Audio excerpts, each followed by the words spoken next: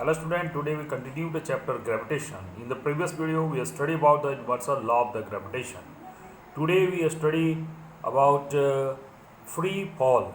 About first of all what is the meanings of the free fall. Free fall, when object fall toward the earth along this the gravitational force, that is called free fall. ये कहने का मतलब हम लोग ये बात को जानते हैं कि our earth attract have attraction force, this is called gravitational force. When any for better understand we first all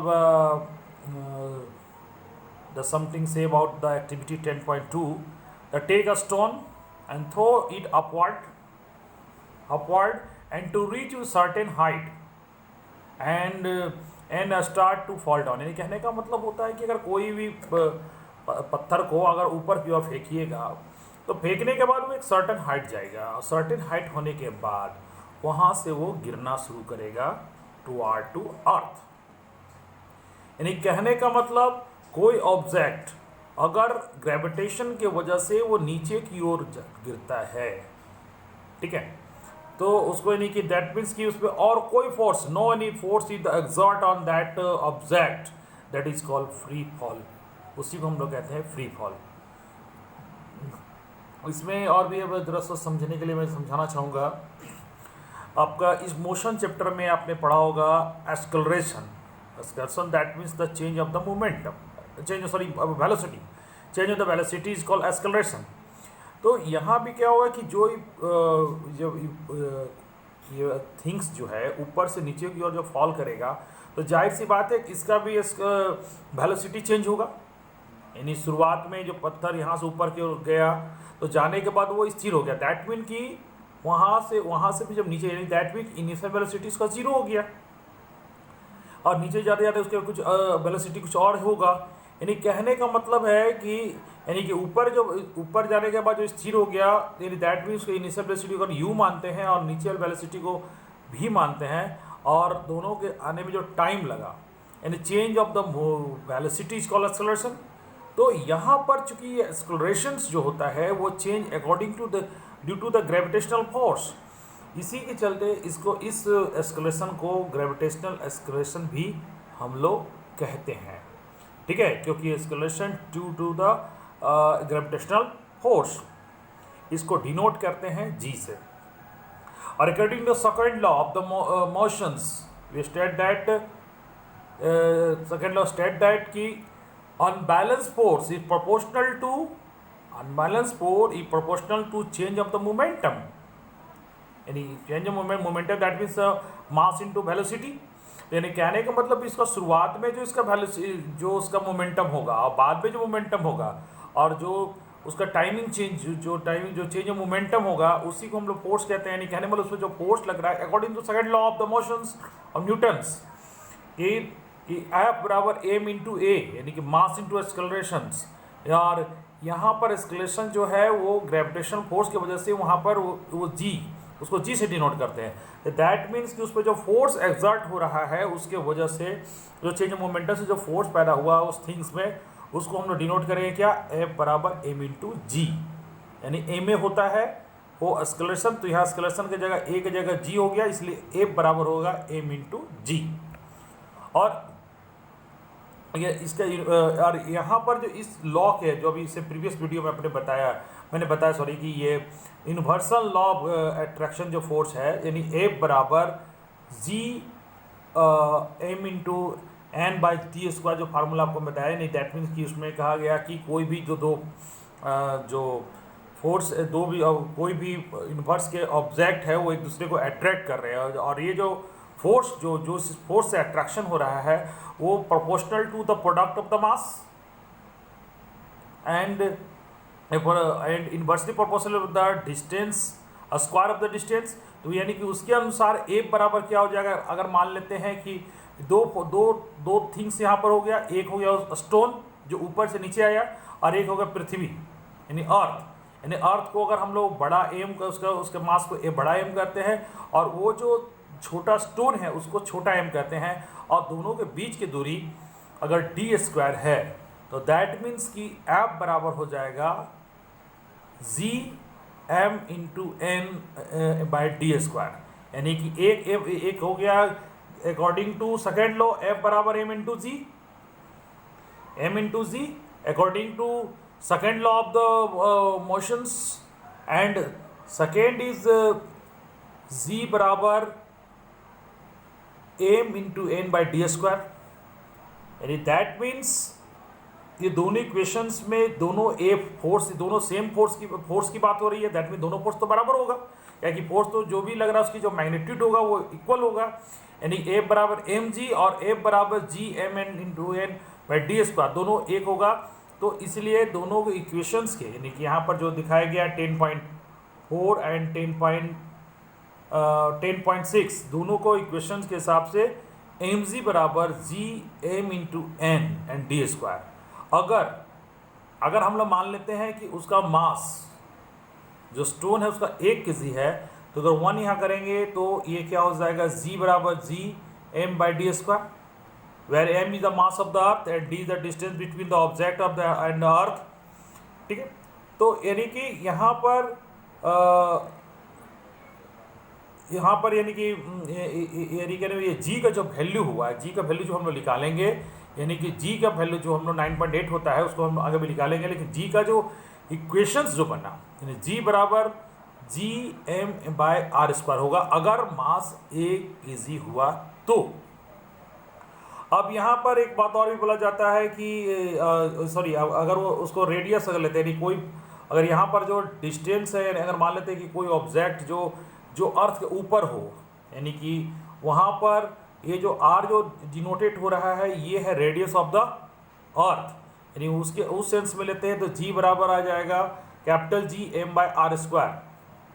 और यहाँ पर एक बात और भी बताना मैं चाहूँगा, ये जी का वैल्यू जो होगा वो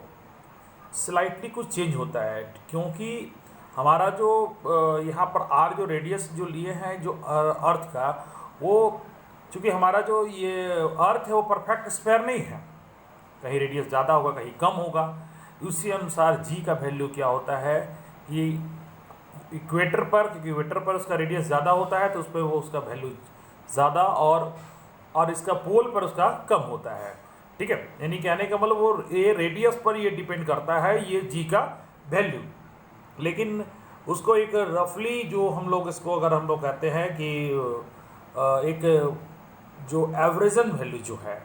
हम लोग उसका वैल्यू लेते हैं 9.8 मीटर पर सेकेंड स्क्वायर, यानी कि एक्सेलरेशन फोर्स जो होगा वो 9.8 मीटर स्क्वायर होगा। उसको कैलकुलेट करने के लिए देखिए यहाँ पर अगर इस फार्मूले पर अगर हम लोग पुट करते हैं, ये जी बराबर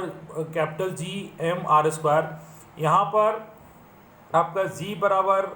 जो इसका वैल्यू होता है 6.7 × 10⁻11 Newton, and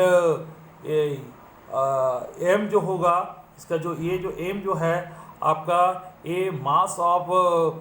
our earth approx, that is the approx value, क्योंकि इतने बड़ी पृथ्वी को तौलना मुश्किल है। ठीक है, तो उसका हम लोग एक अप्रॉक्स वैल्यू जो है कि पृथ्वी का अगर वेट वो अप्रॉक्स मान लेते हैं 6 × 10⁻24 kg,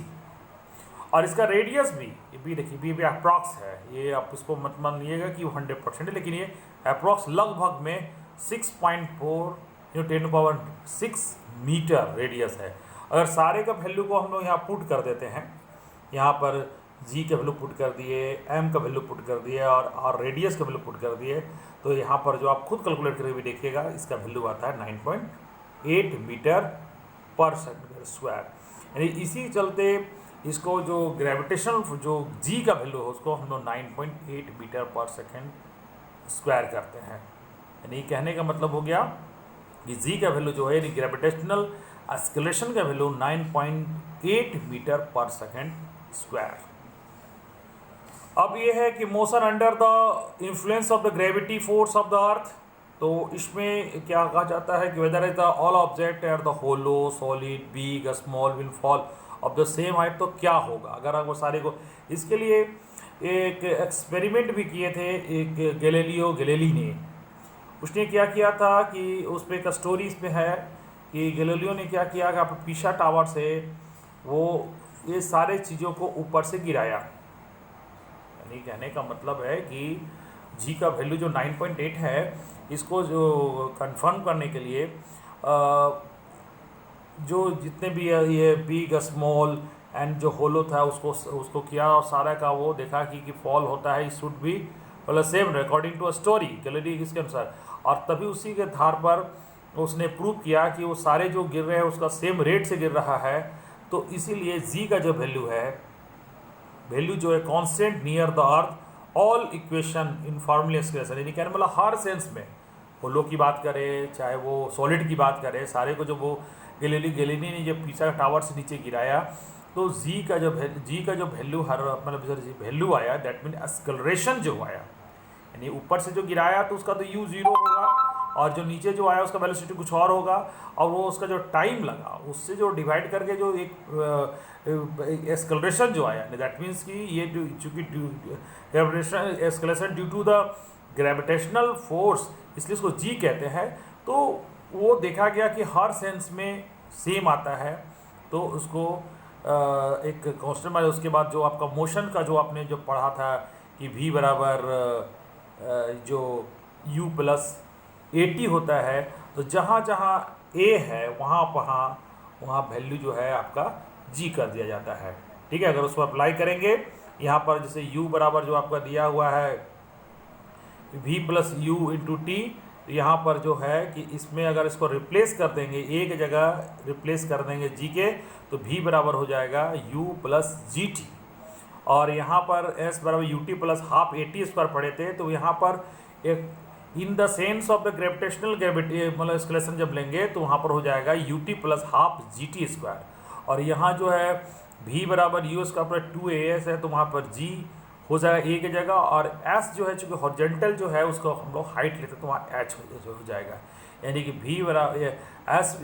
v बराबर यू स्क्वायर प्लस 2gh होगा।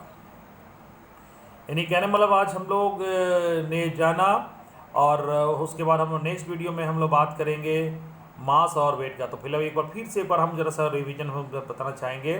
फ्री फॉल मतलब बेटा, फ्री फॉल का मतलब होता है कि कोई भी वस्तु, यानी कि when object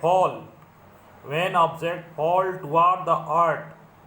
along with the gravitational force, we say that the object are in free